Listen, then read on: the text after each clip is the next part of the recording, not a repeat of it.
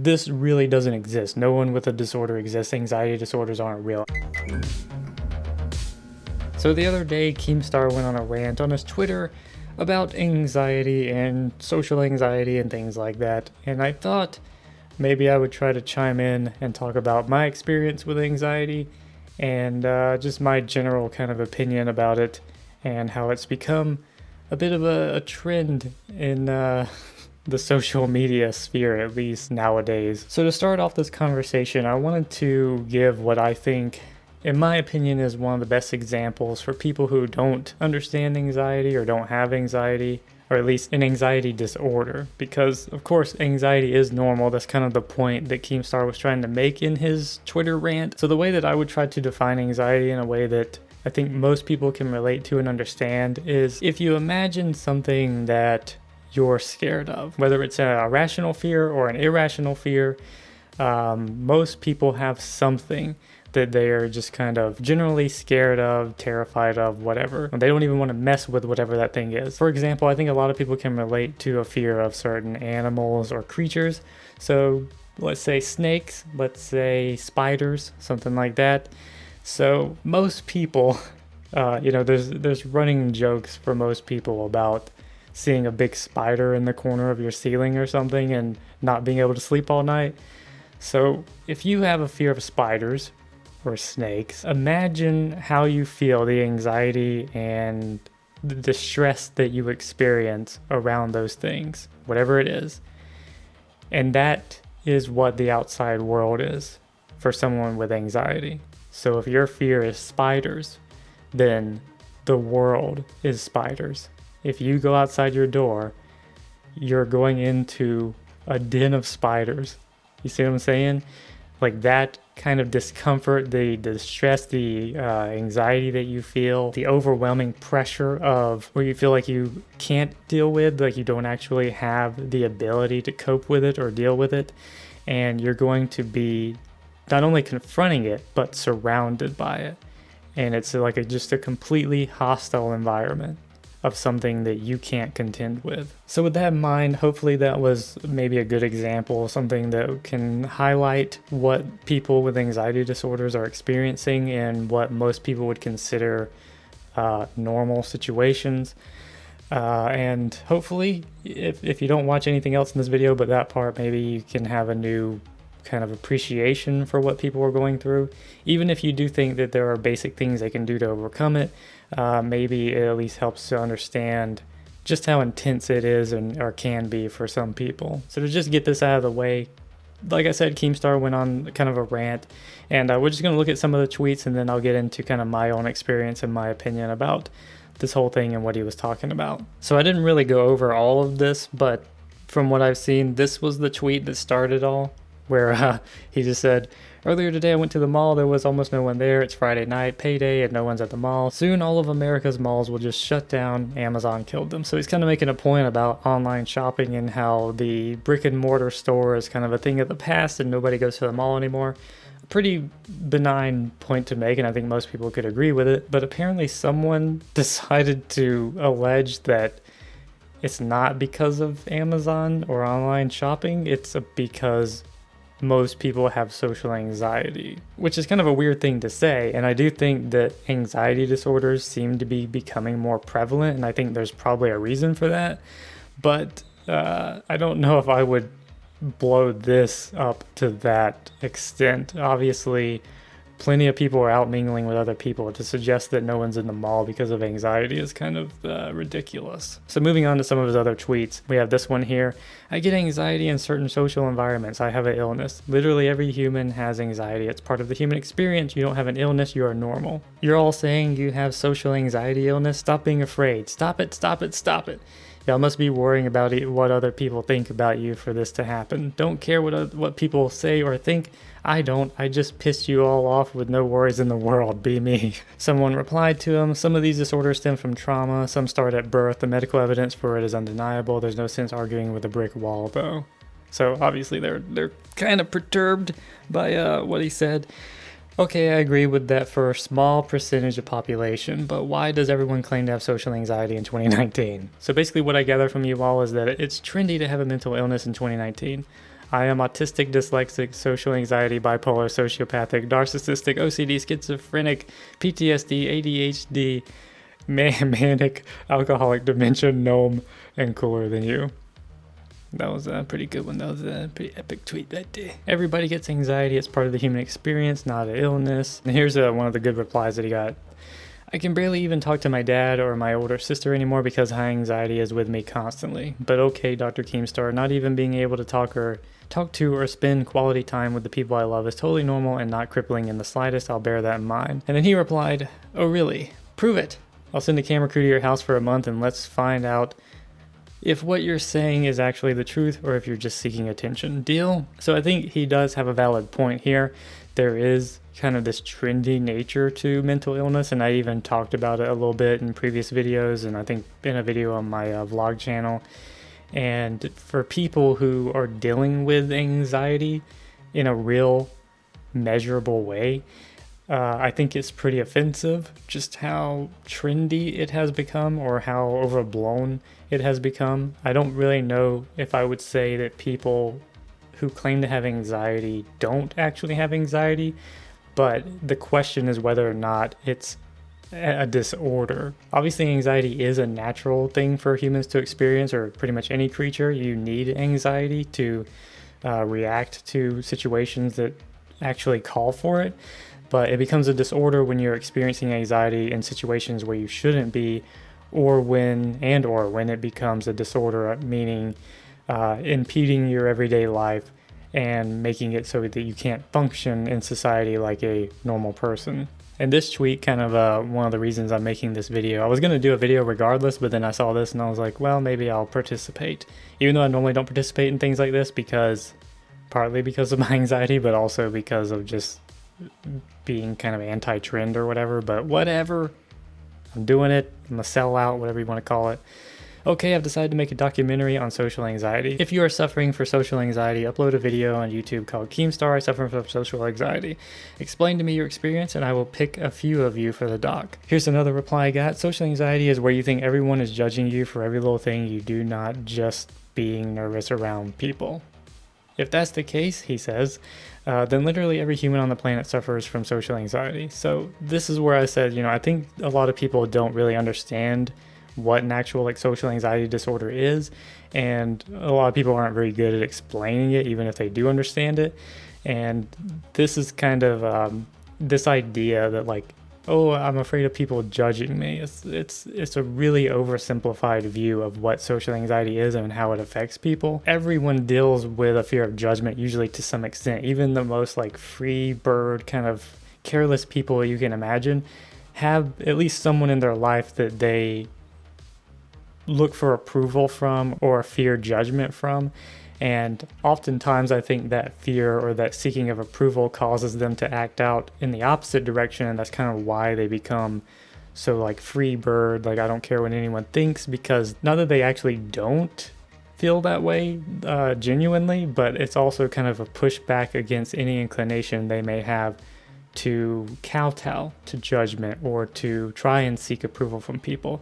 So they kind of purposefully make themselves do the opposite in order to kind of defy that instinct to seek approval or social acceptance. That's just my theory. Maybe I'm completely wrong, but that's just kind of the way I feel a lot of people are. If you ever notice there's some people who they're 60 years old and they don't want their 80-year-old or 90-year-old parent to see them smoking or something. Oh, don't tell dad I was drinking. It's you're 60. But sometimes those things are just ingrained in people, and as careless and carefree as they seem on the outside, there's that little thing on the inside that kind of keeps them pinned down, and a lot of people rebel against that to an extreme degree, and some people give into it such that they can't even live their own life. They're always just trying to pursue that approval and hide anything that might be judged about themselves. So I think you get the idea from the tweets there. I'm not going to go over all of them, but I just wanted to kind of give an example of the discussion that's been taking place. And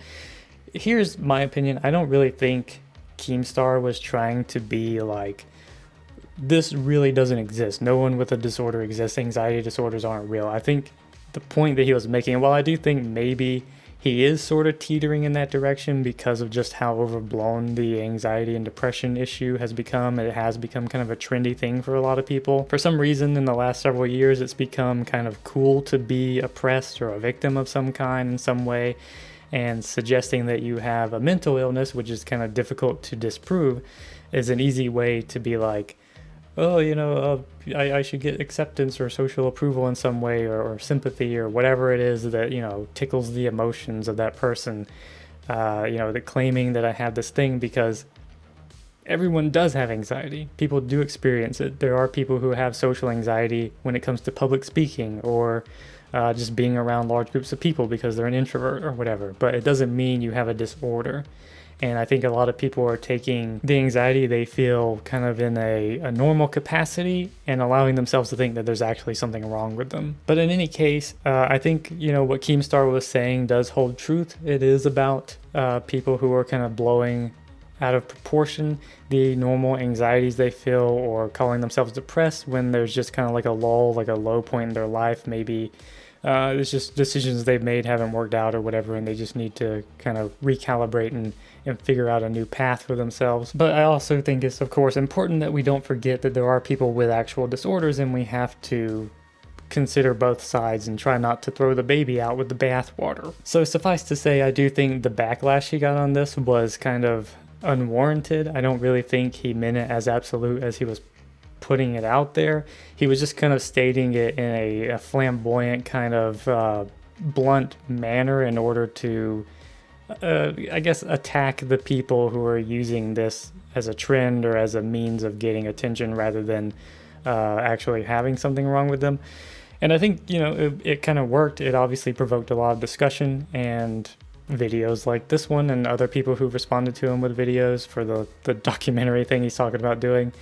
So I think it's a net positive to get some real discussion going, because I feel like a lot of these mental illness awareness things are kind of making it more trendy. It's the issue that he's talking about, and like I said, I've talked about it in the past too, where people are encouraged to come forward with their mental anguish, and some of it is normal and being blown out of proportion. You do have people, he does mention, I didn't read the tweet here, but he does mention like doctors kind of making it up and pushing pills on people. So I do think that's a real concern too, because there's a lot of people who, like one of the artists that it kind of gets under my skin, if you've heard of the artist Logic, he's a rapper. He has a song about like anxiety and like suicide and stuff like that, and he's kind of known for these songs, to my understanding.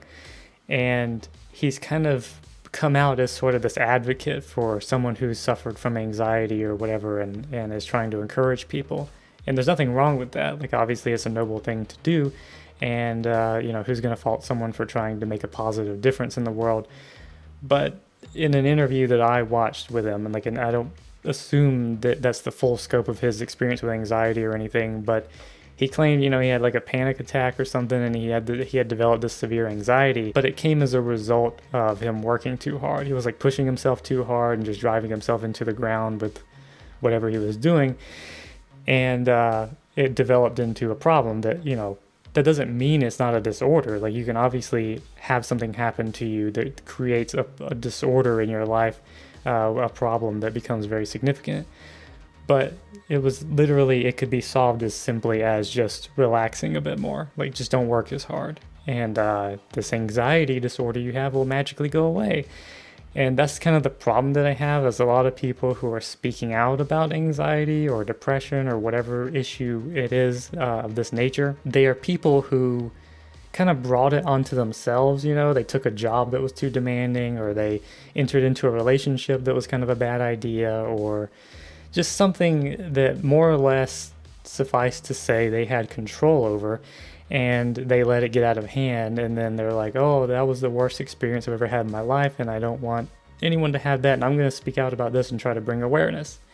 And that's great, the awareness is great, but it doesn't account for the people who just have it inexplicably, or for deeper rooted reasons that they can't just change something in their life and that gets rid of the problem. So that kind of brings me, I guess, to my disposition, my story with anxiety. And I guess this video is going to be way too long, more than it should be, but I apologize if you stick through it, then thanks. But I've had anxiety pretty much since I can remember. I do recall like when I was a little kid not having the same anxieties that I have now. So I do think it is something that, for whatever reason, why it started, I don't know, but it has progressed and developed over time since then. For example, you know, when I was a kid, I didn't really think too much about going to the store. Obviously, when you're a kid, you're always going with someone, like your parents or siblings or something. And I didn't really have much anxiety, or I didn't really think about it as much. I could make phone calls when I was a kid. My sister and I used to call stores a lot because the internet wasn't really a thing at the time. So you had to, if you wanted to know if Walmart carried something, you had to give them a call. And we would do that all the time, and almost like it was like a game to us to make phone calls like that. And nowadays, phone calls give me severe anxiety.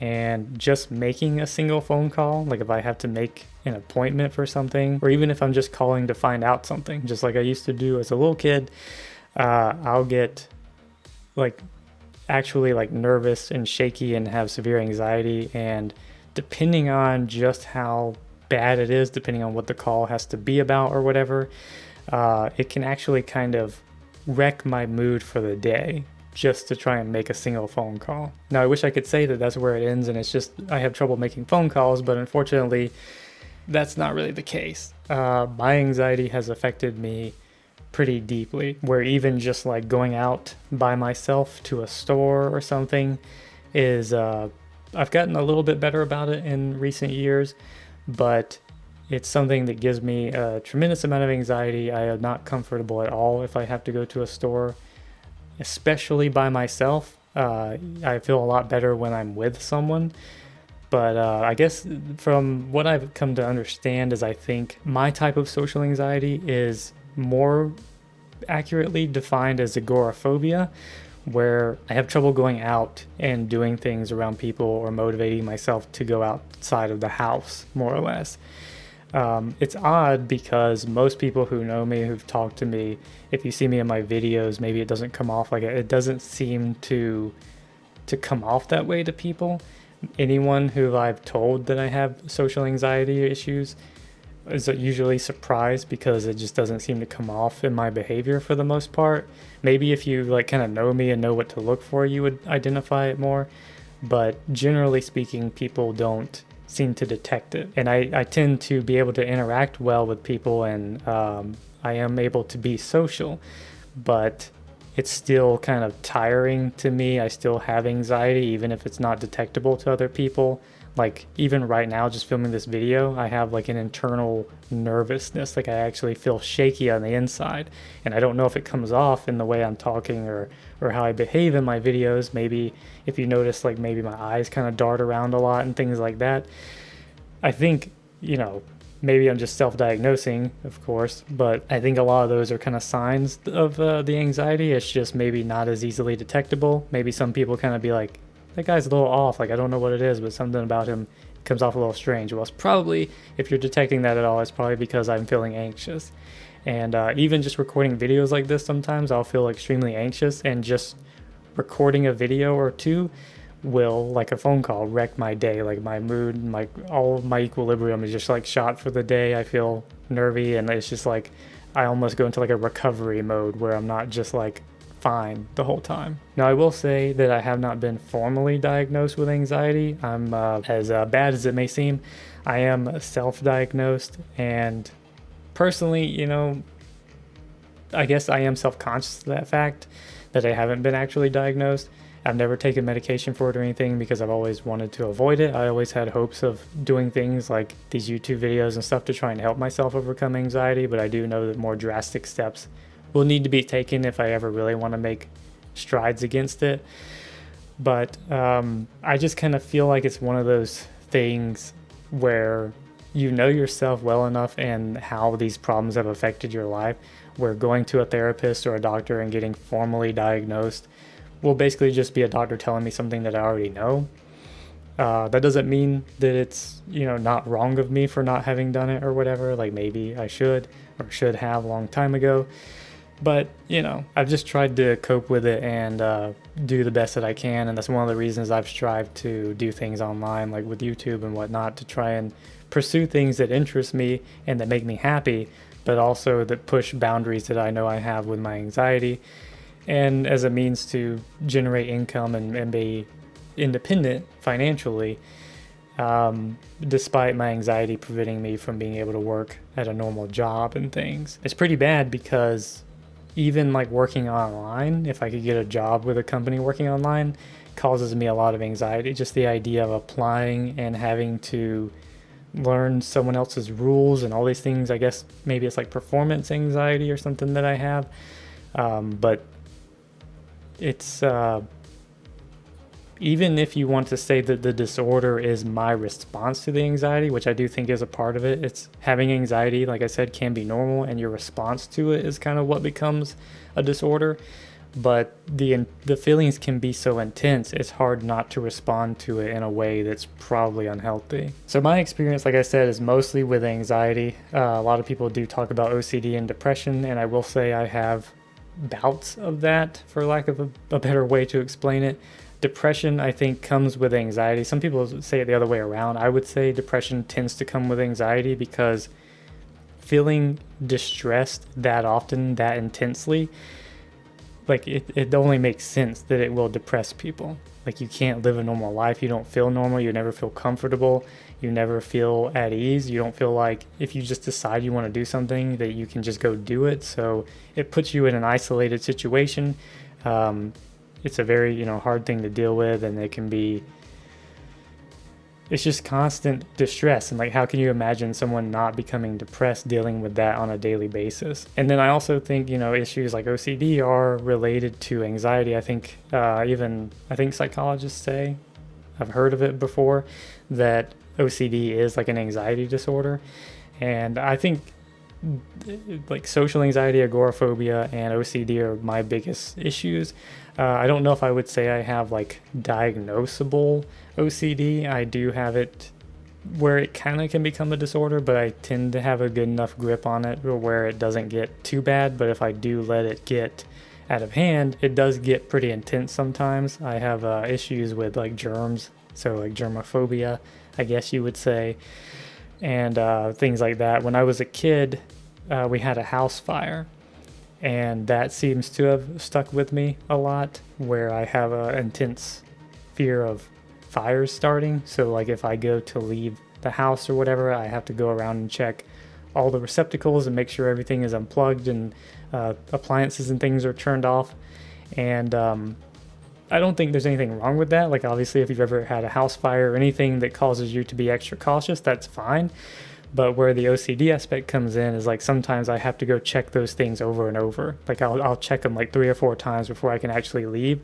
And then when I leave, I'm still not convinced that I checked everything thoroughly and that it's all like kosher. But like I said, I do kind of have a grip on it. So like I can detect that I'm doing that. And when it gets to the extent to where I'm really just kind of in utter emotional and mental turmoil from the OCD, the fear of germs or things that are more or less beyond my control happening, I try to like force myself to not care, and I practice just not giving in to those impulses and not doing those things, and that helps a lot. And I'm able to kind of keep it under control, I guess you could say, but not everyone is able to do that. So I would say if I were to qualify myself as having OCD, it's a more or less mild form that I can more or less maintain on my own.